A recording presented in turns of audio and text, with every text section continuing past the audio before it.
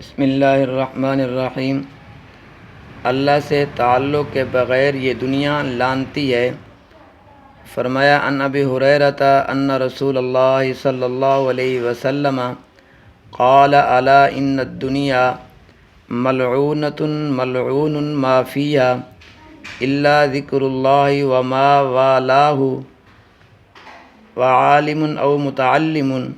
حضرت ابو ہریرہ رضی اللہ تعالی عنہ سے روایت ہے، رسول اللہ صلی اللہ علیہ وسلم نے فرمایا، خبردار دنیا اور جو کچھ دنیا میں ہے اس پر خدا کی پھٹکار ہے اور اس کے لیے رحمت سے محرومی ہے، سوائے خدا کی یاد کے اور ان چیزوں کے جن کا خدا سے کوئی تعلق اور واسطہ ہے، اور سوائے عالم اور متعلم کے۔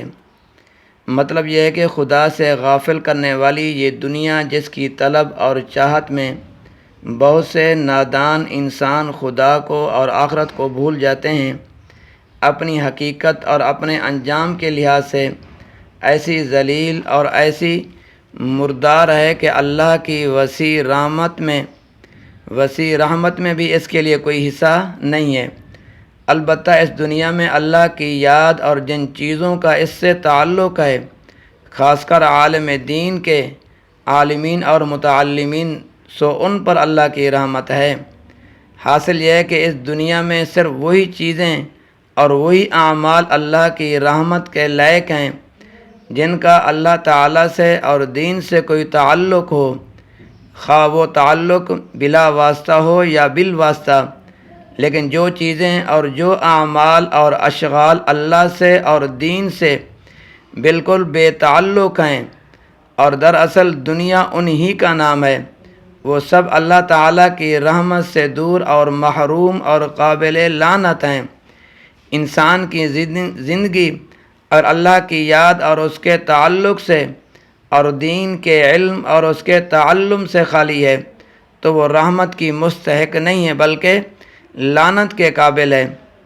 اسی طرح انس رضی اللہ تعالیٰ عنہ سے روایت ہے کہ رسول اللہ صلی اللہ علیہ وسلم نے ایک دن فرمایا، کیا کوئی ایسا ہے کہ پانی پر چلے اور اس کے پاؤں نہ بھیگیں؟ عرض کیا گیا، حضرت ایسا تو نہیں ہو سکتا۔ تو آپ صلی اللہ علیہ وسلم نے فرمایا، اسی طرح دنیا دار گناہوں سے محفوظ نہیں رہ سکتا۔ صاحب دنیا دار سے مراد وہی شخص ہے جو دنیا کو مقصود اور مطلوب بنا کر اس میں لگے۔ ایسا آدمی گناہوں سے کہاں محفوظ رہ سکتا ہے؟ لیکن اگر بندہ کا حال یہ ہو کہ مقصود اور مطلوب اللہ تعالیٰ کی رضا اور آخرت ہو، اور دنیا کی مشغولی کو بھی وہ اللہ تعالیٰ کی رضا اور آخرت کی فلاح کا ذریعہ بنے، تو وہ شخص دنیا دار نہ ہوگا، اور دنیا میں بظاہر پوری مشغولی کے باوجود وہ گناہوں سے محفوظ بھی رہ سکے گا۔ اللہ تبارک و تعالیٰ میرا اور آپ کا حامی و ناصر ہو۔